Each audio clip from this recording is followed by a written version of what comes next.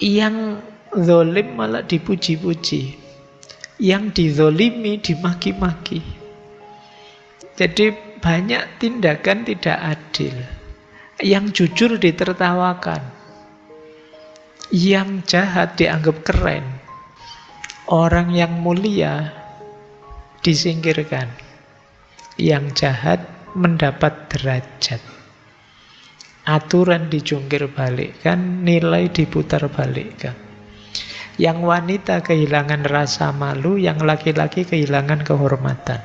Dan ini semua normal di zaman kala bendu.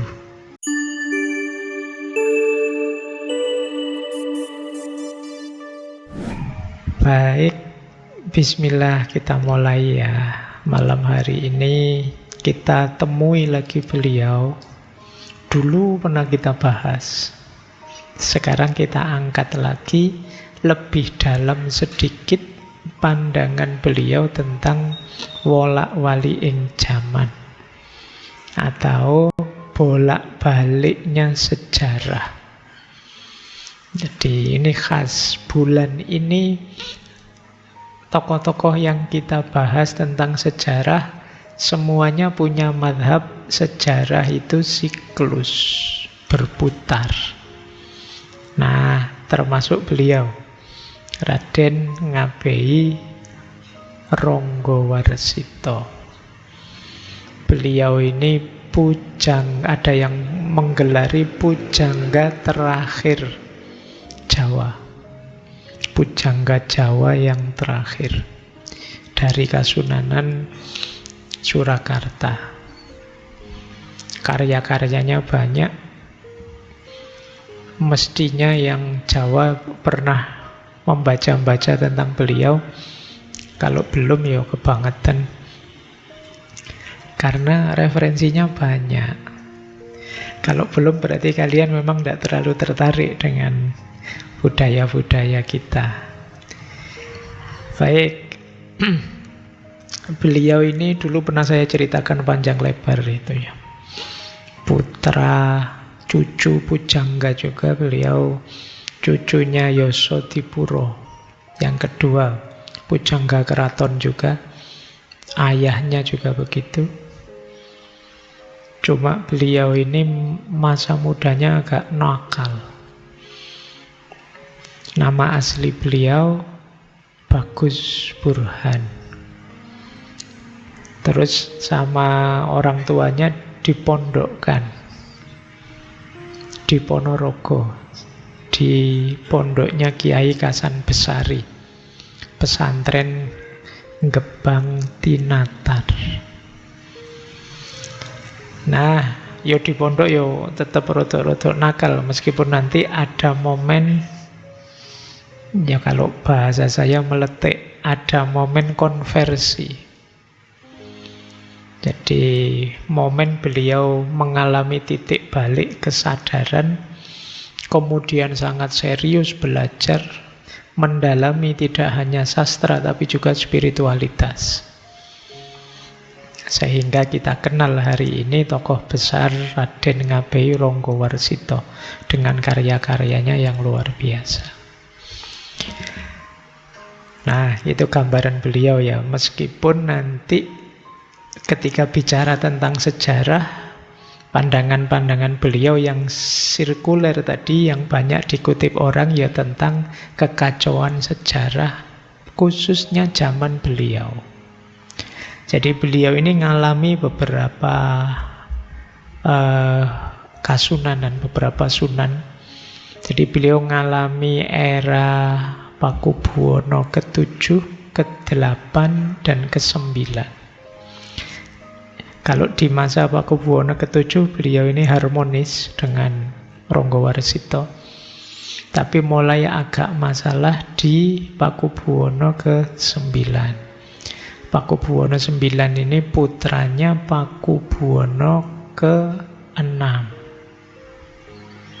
Nah, ini agak masalah karena ayahnya Ronggowarsito itu difitnah, yang membocorkan rahasia Pakubuwono VI sehingga ditangkap oleh Belanda.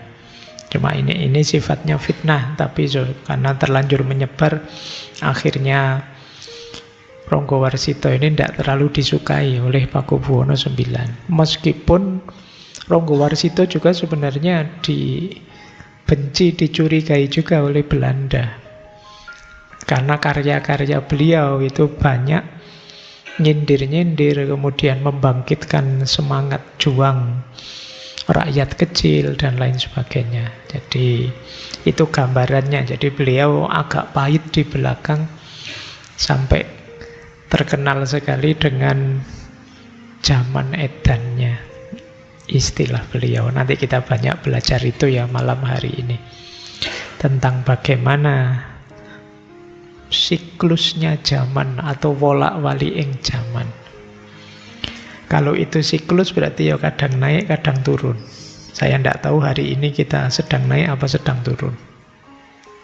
Nanti kita lihat ya, kita cocokkan ciri-cirinya.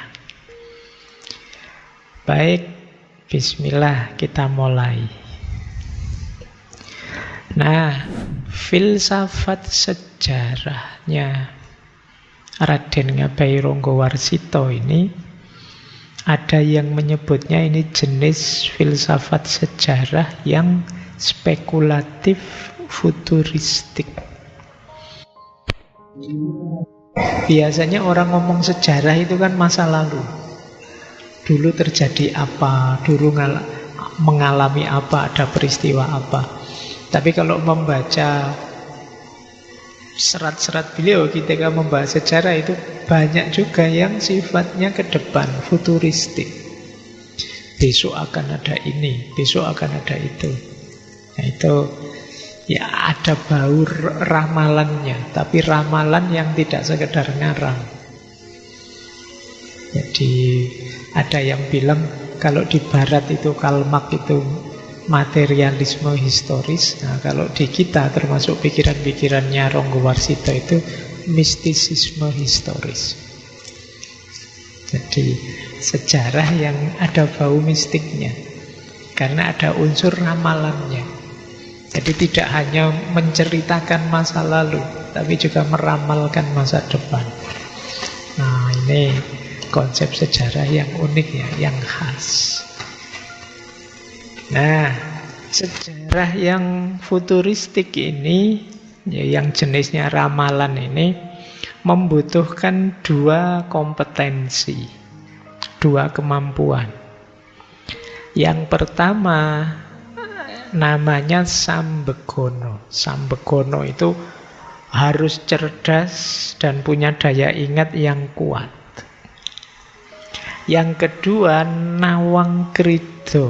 Nawang krido itu mampu menangkap, memahami tanda-tanda alam, tanda-tanda zaman. Kalau dua ini digabung, orang Jawa menyebutnya ilmu titen. Jadi membaca fenomena sejarah tidak sekedar menceritakan fakta, tapi melihat gejala bahkan yang juga tidak terlihat. Jadi ada banyak ilmu titen itu ya, misalnya kalau situasinya seperti ini biasanya sih mau ada apa gitu. Itu namanya ilmu titen. Belajar dari sejarah dulu-dulu. Oh, kalau sudah sesama aliran berkonflik ini biasanya mau bubar sih ini. Nah, ini titen. Selalu begitu yang terjadi memang. Nah, itu syaratnya dua memang. Butuh kecerdasan, yang kedua kejelian. Membaca tanda-tanda. Jadi membaca kalau dalam bahasa agama sunnatullah, ayat-ayat Allah tidak hanya yang tertulis di Al-Quran, tapi juga yang tergelar. Nah, jadi kalian boleh menggeluti ilmu ini kalau merasa tertarik ya, karena saya tidak tahu sekarang jarang yang tertarik ilmu-ilmu ini. Kalian terlalu banyak mengandalkan ChatGPT hari ini. Mesinnya tambah pinter, kaliannya tambah males. Padahal ini, dengan membaca ini kalian tidak sekedar menginfokan apa yang kemarin terjadi, ilmu yang sudah ditulis, tapi juga meramalkan, memprediksi apa yang akan besok terjadi. Nah ini khas. Kamu tanya ChatGPT, dia tidak akan bisa jawab. Kira-kira 10 tahun lagi ada apa? Itu mungkin bingung dia. Tapi kalau yang kemarin-kemarin dia tahu. Tapi meramalkan masa depan mungkin dia ngarang saja. Mungkin hanya menggabung-gabungkan data yang dia miliki. Tapi kalau yang versi Ronggo Warsito ini, ya ini yang disebut ilmu titen. Jadi kecerdasan dan kejelian. Membaca yang tidak bisa dibaca oleh orang biasa. Nah, yo kalian sebenarnya punya sih kemampuan seperti itu, tapi kan levelnya masih level rendah. Misalnya ada temenmu kok nggak pernah masuk kuliah, dikasih tugas nggak ngerjain, kamu kan bisa bilang, besok kamu mesti nggak lulus mata kuliah ini. Itu jenis itu sebenarnya. Ada temenmu gaya pacarannya tiap malam minggu masuk hotel, kamu bilang, ini nggak lama lagi mesti hamil ini. Ini kan ramalan sebenarnya, tapi kan dasarnya apa? Ayat yang kamu baca sekarang, fakta yang kamu lihat sekarang, terus kamu simpulkan ke depannya nanti bagaimana. Cuma kan kalian memahaminya skala biasa, skala rendah. Nah kalau seperti beliau ini bisa membaca mungkin sampai desiran angin, cuaca yang berubah, tidak jelas, dan lain sebagainya, mereka bisa membaca. Ini yang disebut ilmu titen. Kalau orang sudah pada marah semua seperti ini, biasanya akan terjadi ini. Tidak lama lagi akan begini. Kalau di Jawa itu kadang suara burung apa lewat itu ya dimaknai. Jangankan itu, hawanya agak sumuk, kayak ini kok agak sumuk ya, jangan-jangan sebentar lagi hujan.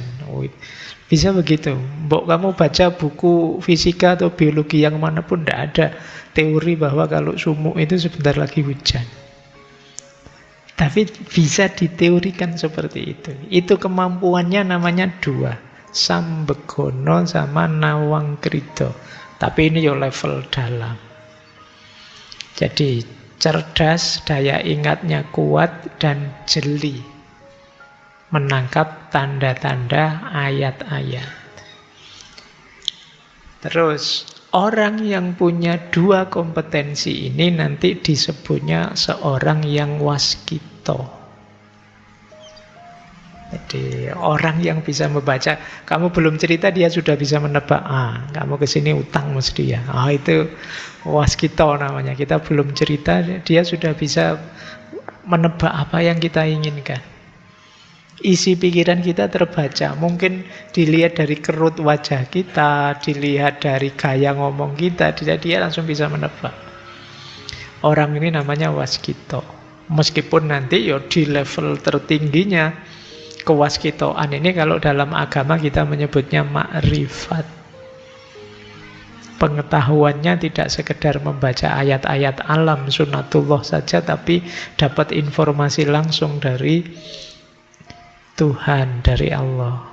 Ini orang menyebutnya makrifat. Kita kadang menyebutnya orang yang punya ilmu laduni. Infonya langsung dianugerahkan oleh Allah. Orang Jawa menyebutnya waskito. Ada yang namanya waskito malam hari ini. Kalau ada sudah satu langkah menang, kamu tinggal mewujudkan namamu saja. Nah, baik. Cara pandang sejarah versi Jawa dari orang-orang yang waskito ini ada worldview yang dulu pernah kita bahas 1 bulan tentang falsafah Jawa kelihatannya ya, yaitu namanya cokro manggilingan. Jadi cokro manggilingan itu wolak-wali zaman itu, perputa cokro itu seperti senjatanya Krishna itu yang berputar, itu yang manggilingan, yang berputar. Jadi seperti roda, seperti cakra yang berputar. Kalau diterjemahkan dalam bahasa Indonesia, hidup itu seperti roda yang berputar. Itu kalau dalam bahasa Jawa, filosofinya cokro manggilingan. Kadang di atas, kadang di bawah. Tidak ada orang yang di atas terus, tidak ada yang di bawah terus. Kemarin minggu pertama Spengler meramalkan bahwa Barat nanti pada saatnya juga akan susut kok ke bawah kok. Tidak mungkin dia di atas terus. Kemudian Malik bin Nabi juga begitu. Sekarang umat Islam baru di bawah. Dulu umat Islam di atas. Dan akan seperti itu sejarah. Tidak ada orang yang jaya terus. Tidak ada yang terpuruk terus. Akan selalu ada perputaran.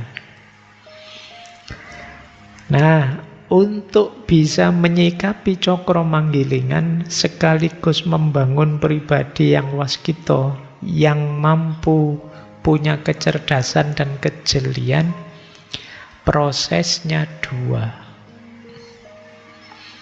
Yang pertama ngelmu, yang kedua laku. Nah, yang kita lakukan malam hari ini jenis ngelmu, belajar, mencari wawasan, nambah pengetahuan. Yang mungkin jarang dan sulit kita lakukan aspek lakunya. Nah, padahal ini satu paket. Makanya dulu mungkin kita pernah belajar satu quotes dalam peribahasa Jawa yang bunyinya ngelmu kuwi kelakone kanthi laku. Jadi berilmu itu tuntasnya dengan laku. Laku ini bisa bermakna dua. Bisa bermakna tirakat dalam prosesnya, bisa juga bermakna implementasinya. Maksudnya apa? Yang pertama, ngelmu itu harus disertai laku. Sepanjang kita belajar, ayo kita ada tirakatnya. Jangan nyari seneng saja. Apalagi ditambah maksiat, ditambah bohong, ditambah curang, ilmumu tidak akan nyampe puncak. Jadi sering saya ilustrasikan ya. Kenapa sih Pak? Kan yang penting meskipun saya bohong, ilmunya tetap bisa masuk. Wawasannya juga tetap bisa masuk. Saya melakukan kejahatan apapun kan tetap bisa saya pahami. Saya nyontek pun kan tetap bisa paham. Cara berpikirnya tidak begitu. Cara berpikirnya adalah ilmu yang mau masuk itu kan masuk dalam dirimu. Jadi diri kita ini wadahnya. Jadi diri kita ini akan nanti ditempati ilmu. Ini logika wadah dan isi dalam filsafat Jawa. Loh, kalau wadahnya kotor, meskipun diisi hal-hal baik, hal-hal putih, hal-hal positif, ya nanti yang jernih yang kita masukkan akan jadi kotor juga. Kenapa? Wadahnya kotor. Kalau batinmu masih penuh kesombongan, dapat ilmu masuk. Loh, ilmu ini akan jadi kendaraan untukmu jadi orang sombong. Kalau kamu penuh kedengkian, ya ilmu ini akan jadi alatmu mendengki orang. Itulah kenapa ilmu kuwi harus plus laku. Laku pembersihan diri kalau dalam bahasa agama tazkiyatun nafas. Biar wadahnya bersih. Jadi ini untuk teman-teman ya mungkin dosenmu tidak ngerti kamu curang. Dosenmu tidak tahu kamu ngopi saja dari Google, dari ChatGPT dan lain-lain. Tapi masalahnya tidak sekedar nilai. Kalau sekedar nilai sebenarnya nggak terlalu rumit. Kamu sowan saja sama dosennya sambil nggawa salak 10 kilo mungkin aman. Tapi ini loh wadahmu yang kotor. Kamu tidak sadar merusak yang lebih berharga daripada sekedar nilai. Yaitu apa? Jiwamu. Eman-eman. Alah Pak, besok dibersihkan lagi. Tidak sesimpel itu. Karena memperbaiki yang sudah rusak itu jauh lebih berat. Nah, ini mungkin jadi bekal kalian ya. Kalau begitu mending nilai jelek ya Pak daripada curang. Ya mending tidak curang dan nilaimu bagus. Berarti belajar yang lebih serius. Kita sering melalaikan hal kecil-kecil gini. Padahal Al-Quran itu jelas bilang ya, فَمَا يَعْمَلْ مِثْقَالَ ذَرَّةٍ خَيْرًا يَرَهُ وَمَا يَعْمَلْ مِثْقَالَ ذَرَّةٍ شَرًّا يَرَهُ. Jadi kejelekanmu sekecil apapun pasti nanti ada efeknya dan kamu akan melihat, merasakan. Kebaikan juga begitu. Alah Pak, saya tadi ngehack itu cuma iseng saja kok Pak. Iya sih. Mungkin kamu tidak sadar seneng-senengmu itu efek buruknya nanti akan kamu rasakan. Nah, itu ya. Jadi maka ngelmu harus disertai laku. Itu makna pertama. Makna kedua, ngelmu kelakone kanthi laku ya tentu saja jangan cuma berhenti di pengetahuan. Wujudkan dalam amalan, dalam tindakan, dalam perbuatan. Jangan sekedar ceramah tentang kejujuran, jujurlah. Jangan sekedar menasehati tentang keberanian, kamu sendiri harus berani. Itu ngelmu kelakone kanthi laku. Jangan ngeritik orang saja, mbok yo yang kritis, mbok yo yang jeli dan lain sebagainya. Kamu sendiri jadilah orang yang kritis. Itu ngelmu kelakone kanthi laku. Nah, kalau sudah bisa menghidupkan ini, ya nanti kalau dalam filosofi Jawa kamu akan menjelma jadi seorang yang jernih visinya, jernih pandangannya, ngerti sebelum diberitahu, weruh sadurunge winarah. Itulah cirinya orang yang waskita. Nah ini ya, ini bahasa saya, ini konteksnya filsafat sejarah tadi yang spekulatif futuristik. Saya lanjutkan. Baik, saya tidak melihat ini dasarnya saja. Sekarang masuk ke sejarah karena ini agak panjang. Saya membawa 3 serat malam hari ini. Yang pertama serat Kolotidho, nanti ada serat Joko Lodang, dan yang ketiga serat Sabdo Jati. Ini ada hubungannya dengan sejarah tiga-tiganya. Sebenarnya ada yang luar biasa, serat Wirid Hidayat Jati. Saya masih ragu-ragu mau menyampaikan, kalian nyampe apa enggak. Perlu dasar yang agak khusus. Nah, sekarang kita masuk ke sini dulu. Kita bicara teorinya dulu, terus masuk ke serat-seratnya. Siklus zaman itu seperti apa? Versinya beliau Ronggowarsito. Zaman itu akan terus berputar. Dari zaman Kolotidho, kemudian jadi Kolobendu, dan pada akhirnya masuk ke Kolosubo. Kolotidho itu zaman kebingungan, Kolobendu zaman kerusakan, Kolosubo itu zaman makmur tentram. Kalau sudah makmur nanti akan bingung lagi, masuk ke zaman Kolotidho. Kalau sudah bingung akan rusak lagi, kemudian akan makmur lagi. Akan terus begitu siklusnya. Sekarang kita lihat ya, kita awali dari Kolotidho. Kolo itu artinya waktu, Tidho itu artinya keraguan-raguan, ketidakpastian. Sebelum zaman Kolotidho kan tadi zaman Kolosubo. Kolosubo itu zaman stabil, zaman mapan. Jadi setelah mapan itu biasanya muncul ini, Kolotidho ini. Cirinya apa? Kata Ronggowarsito, orang itu kalau sudah hidup enak, hidup nyaman, biasanya visi hidupnya adalah tidak ingin kehilangan kenikmatan hidupnya. Tidak ingin kehilangan kesenangannya. Akhirnya apa? Jadi egois. Tidak mau disentuh, tidak mau diganggu. Saya sudah enak ini, jangan disenggol-senggol. Tumbuh jadi egois. Di sini diawali zaman Kolotidho. Jadi orang ingin enaknya sendiri, ingin menang terus, ingin senang terus.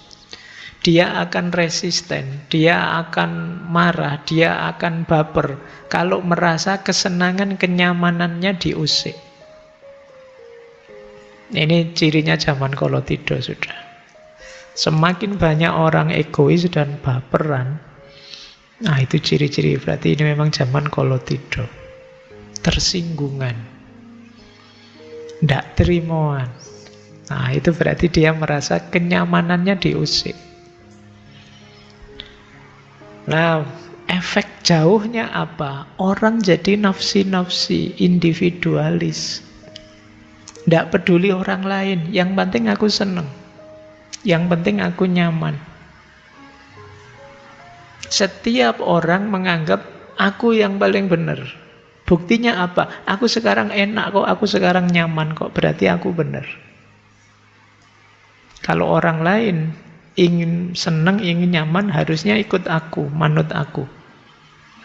Ini zaman Kolotido. Jadi kalau ada fenomena kok ini sekarang kok tambah banyak ya orang egois, merasa benernya sendiri, konflik banyak, hal kecil-kecil jadi konflik.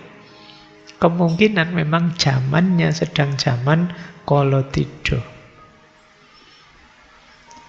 Dan zaman ini muncul karena ada fase sebelumnya, yaitu fase nyaman, fase mapan.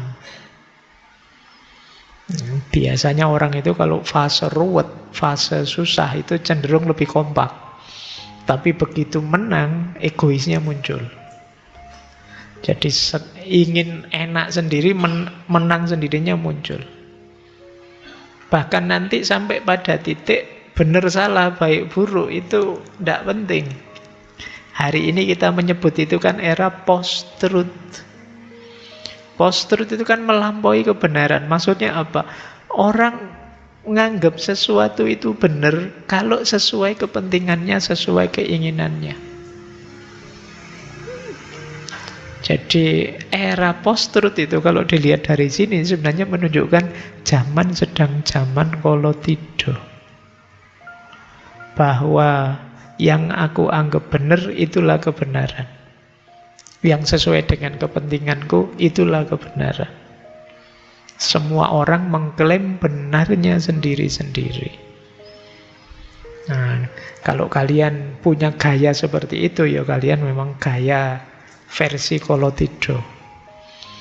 Itu nama lain dari orang bingung. Jadi, karena tido itu keraguan-raguan, ketidakpastian.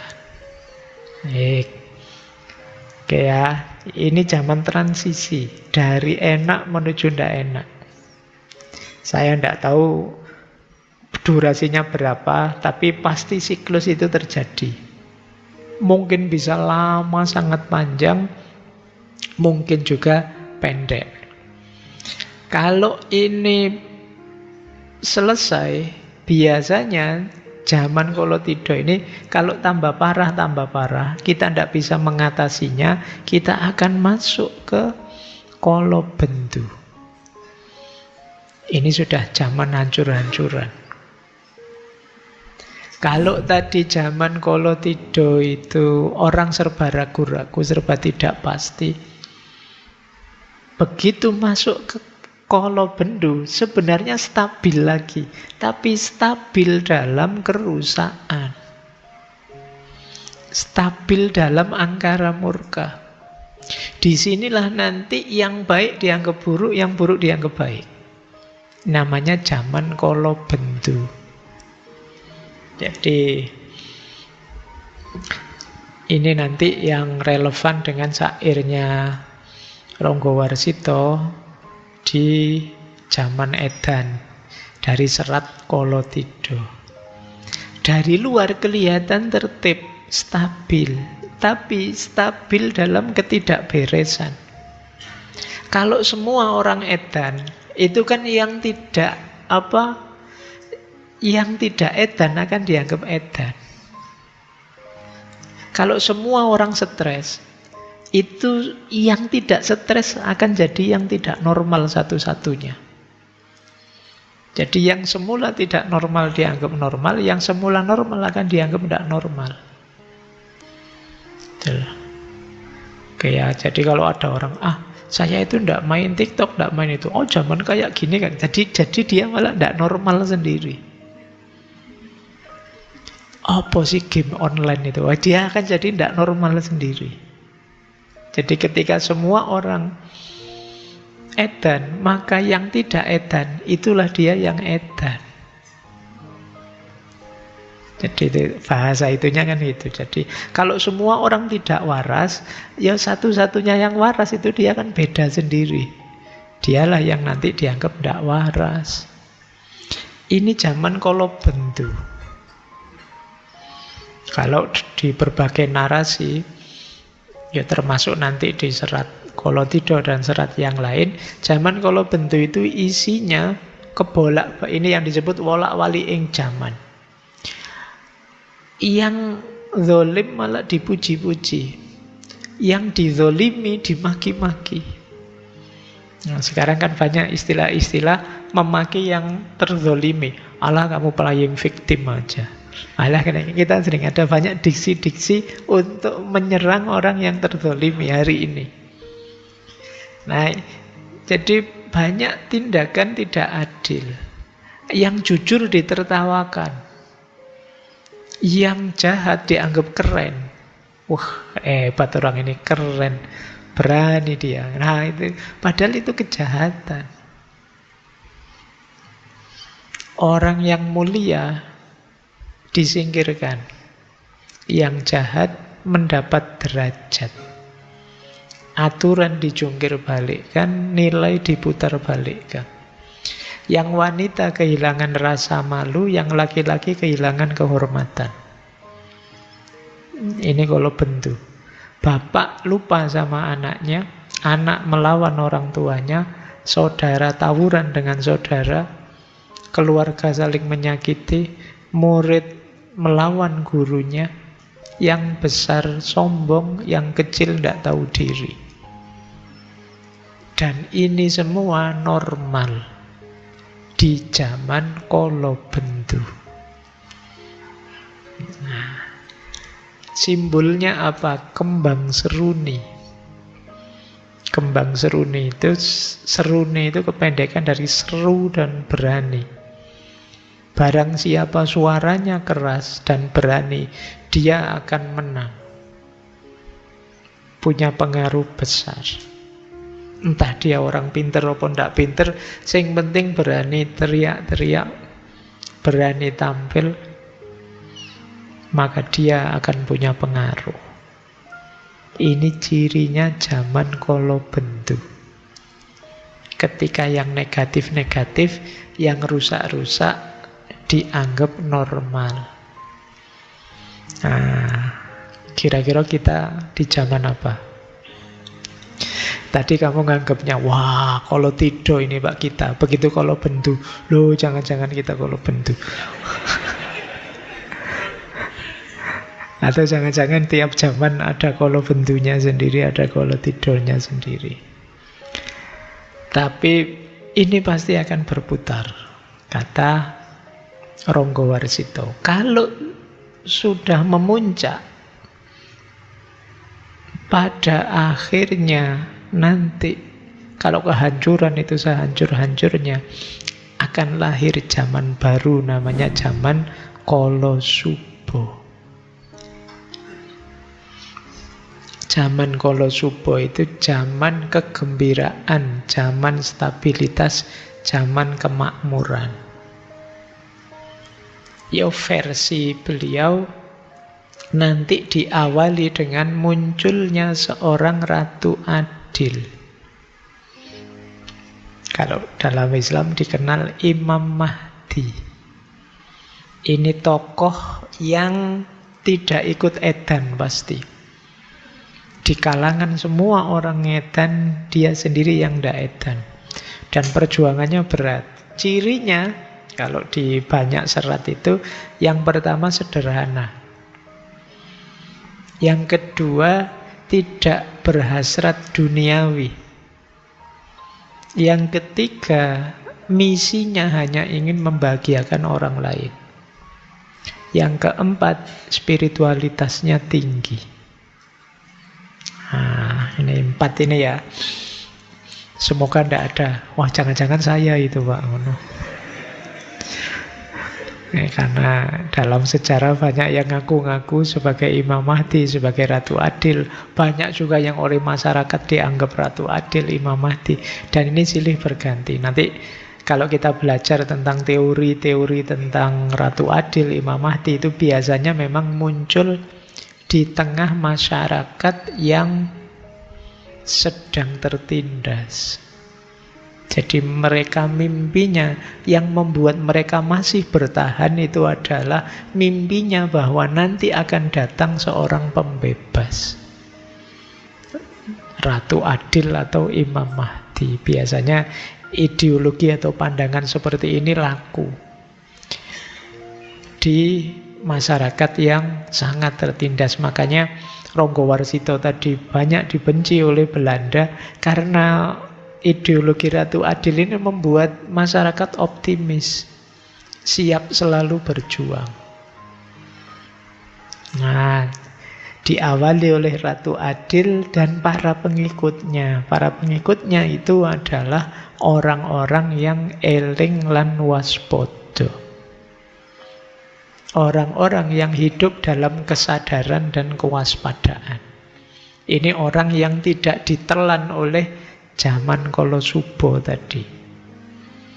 Tidak ditelan oleh zaman Kolobendu tadi, sehingga dia survive di zaman Kolosubo. Kalau sudah sukses perjuangannya Ratu Adil dan kawan-kawan, muncullah era kemakmuran. Kalau sudah makmur mapan, biasanya terus geser ke Kolotido lagi. Orang jadi egois lagi, khawatir kehilangan kesenangannya lagi. Tambah rusak, Kolobendu lahir.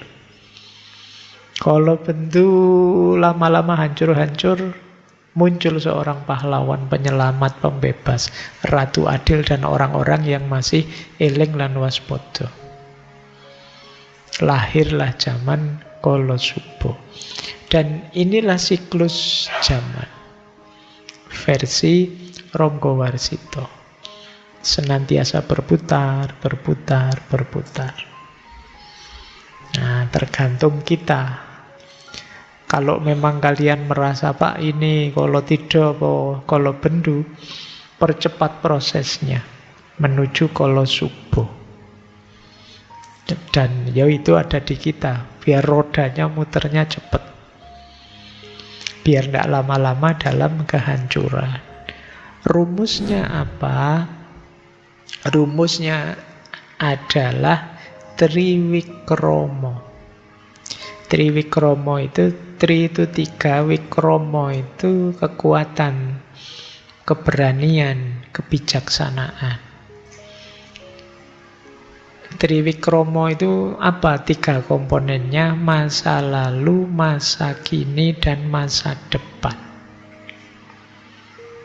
Rumusnya 2. Yang kita rasakan sekarang adalah buah perbuatan kita di masa lalu, dan yang kita lakukan sekarang akan kita nikmati buahnya di masa depan. Inilah strategi menaklukkan zaman. Berarti apa? Masa kini jadi kuncinya. Kalau kita ingin hidup nyaman, hidup enak, hidup tentram, masa kini ayo melakukan yang positif, biar nanti di masa depan kita panennya positif. Yang kita rasakan sekarang itu panen dari yang kita lakukan kemarin. Jadi hari ini kamu stres misalnya, itu pasti buah dari yang kamu lakukan kemarin.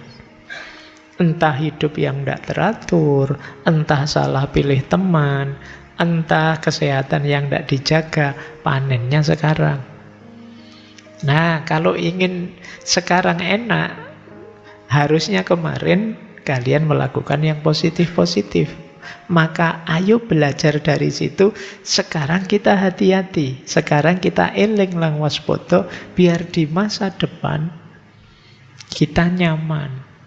Kalau kita terus eling yang waspada, berarti waktu demi waktu kita nyaman, kita tentram. Inilah berarti kita menang, bisa menaklukkan zaman. Jadi itu yang disebut Triwikromo. 3 kekuatan, 3 kebijaksanaan.